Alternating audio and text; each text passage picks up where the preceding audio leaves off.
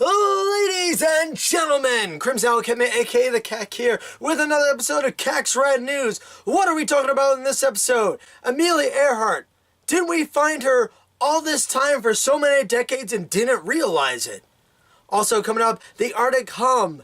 What is this noise that's driving away the populace in the sea? Is it Cthulhu?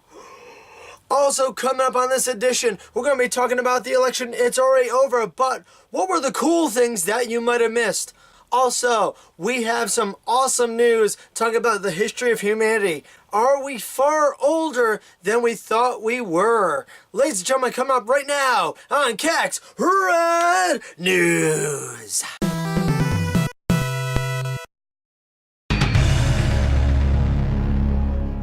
Our first story here on Cack's Rad News is going to be about hot off the election. Things that have changed in the United States. I'm not just talking about the presidential seat. Though the President of the United States important more as an icon and a figurehead than anything else when you compare it not only domestically but internationally. We got to talk about also what's going on in the United States. We have many other seats that have changed in the Senate, in the House, locally within states, and also city and towns as well. But don't forget as well, what also happens in the election and also forward from here has to do with all of our amendments to bills and also future bills and laws passed. So things will keep on changing. And even though the day must be dark, there is always going to be a dawn. There will be a sunrise. Because never forget, you always need to stay educated and always need to be informed on what's going on, where you can make the changes no matter how small that will greatly impact everyone. And let me tell you about 7 awesome changes that actually did happen on election night. Start with number 1.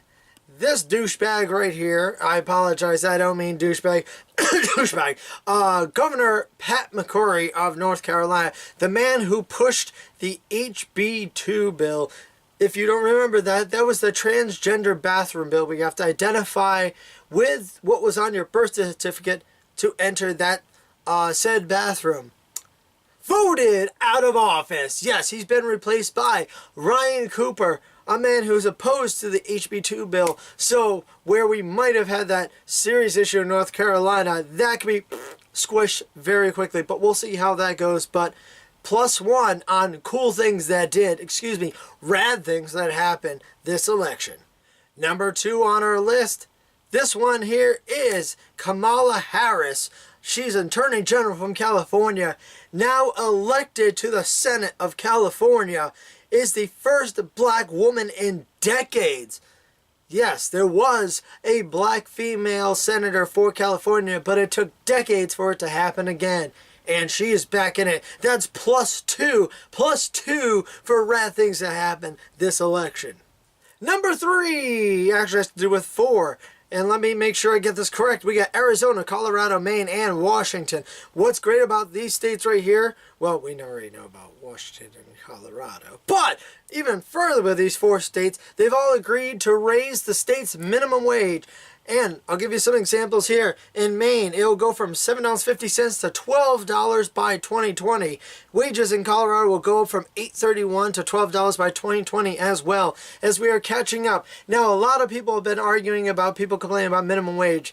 But when you get down to the science of it for years, and there are many links, and I could probably supply some in the comments below, but if you do research as well, it helps me and helps everyone else, that with the escalation of price of all products from food to living costs versus the increase of wage, it's been more like that. So this is a great news for those 4 states, and many more states are going to be following as well. And counting down number 4, and this has to do with more states as well. We're going to give the list down. California, Massachusetts, and Nevada have now joined Colorado and Washington with legalizing marijuana. And to give you specifics, for California, it's 21 and older, much like cigarettes as well, which is fine.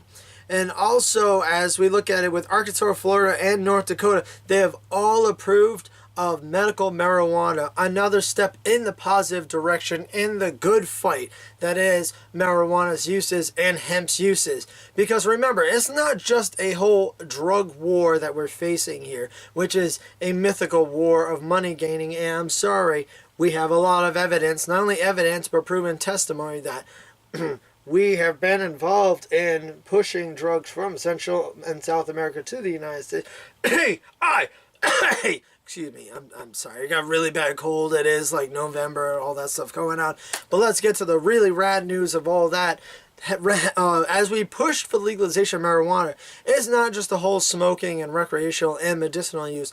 Don't forget, hemp is actually one of the leading and cleanest forms of biodiesel fuel for cars in the future that many oil companies have been fighting as well. So this is again another step in the positive direction in the uses of hemp to make a cleaner earth.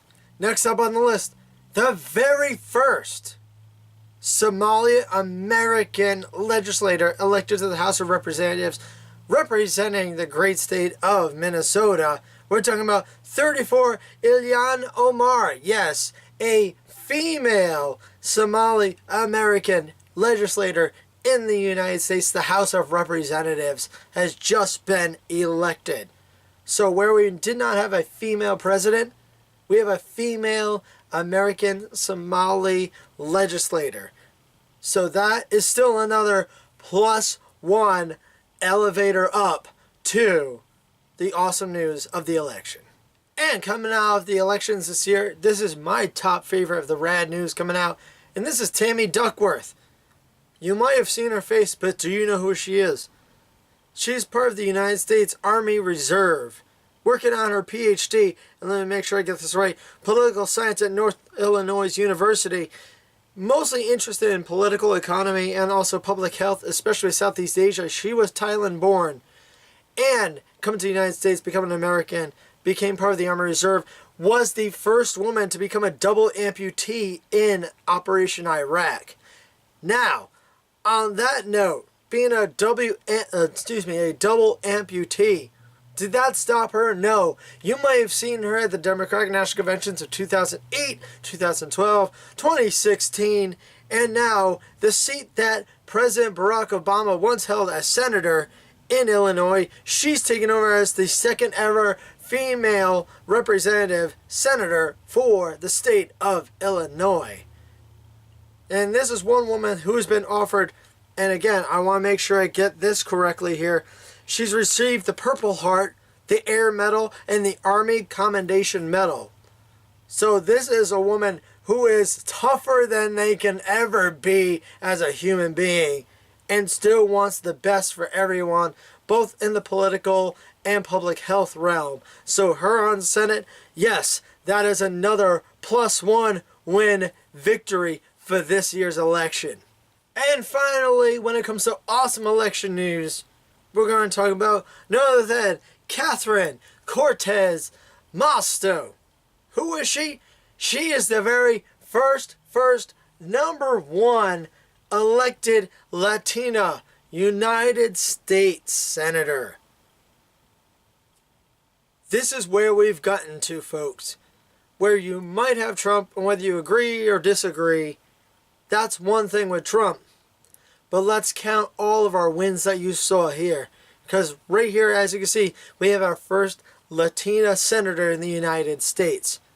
And again, that's another +1, which means +7, or if you count the other states with their laws, plus multiple wins that we have here in the United States.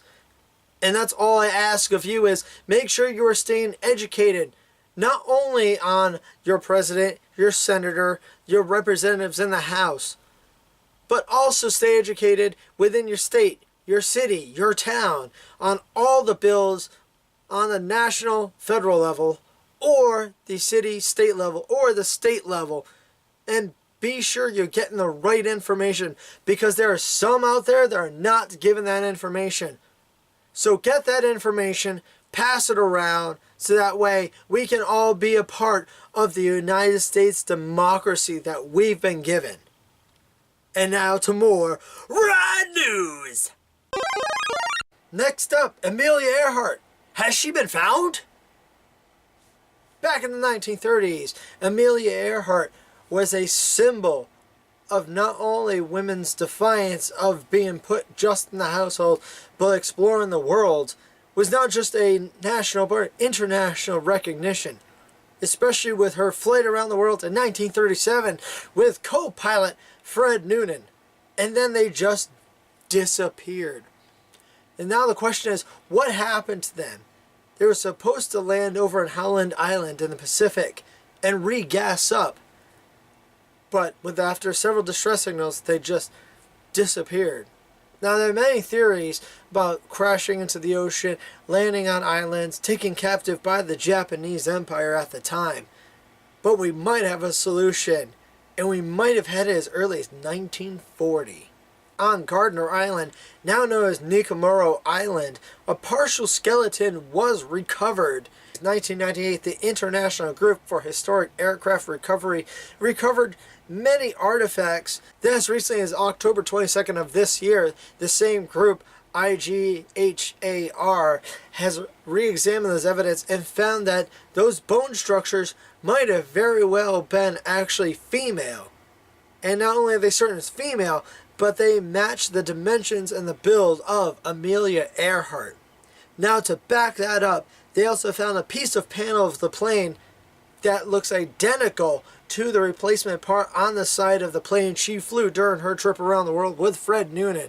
But also they found additional fragments of her lost plane, a lady's mirror, and a jar of freckle ointment as well, along with buttons and a zipper belonging to a flight jacket. Now, there are many disputes at this current time of the bone structure, so we will follow this up, and any more updates come along this way, I will let you know in future rad news. Oh yeah! And for our next story, I present to you our special guest analyst, the Lord and Savior, the Great Cthulhu.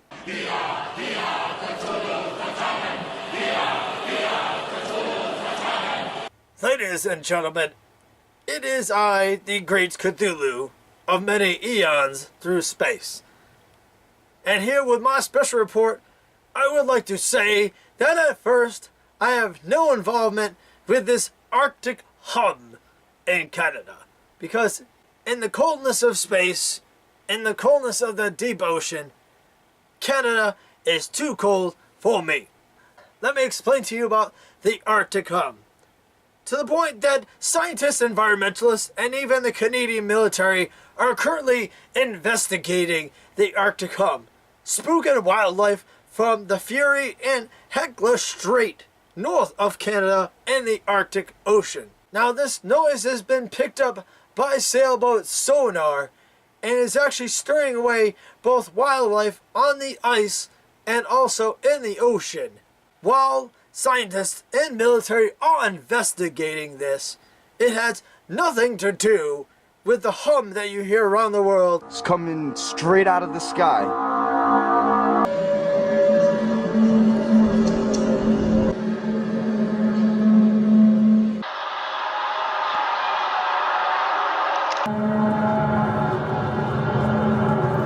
Now, many of you have heard of such noises, such as the bloop, which has nothing to do with the location of real yay, so stop investigating it. The worldwide hums have been heard around in deserts, in forests, everywhere around the world, and even in the deep ocean, with many questions being asked. What is causing this? Is it aerial phenomena? Is it ice breaking off of shelves? That we do not know, but we will continue to update this as it progresses in investigation. Nothing to do with the Cult of Cthulhu. Thank you very much. Have a good night. I said good night, sir.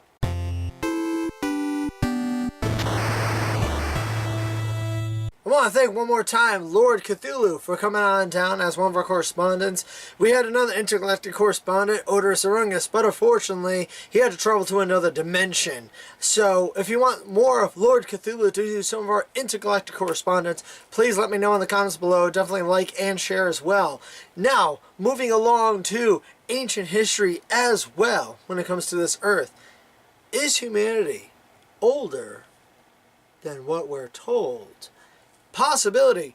within the last few years, what we believed was 20,000 years ago that they crossed the Bering Strait from Asia to Alaska down to North America, Central and South America might be far older, and they've proven it in interesting places around the world. Now we've heard other stories about mammoth bones being found that have been hunted in Florida.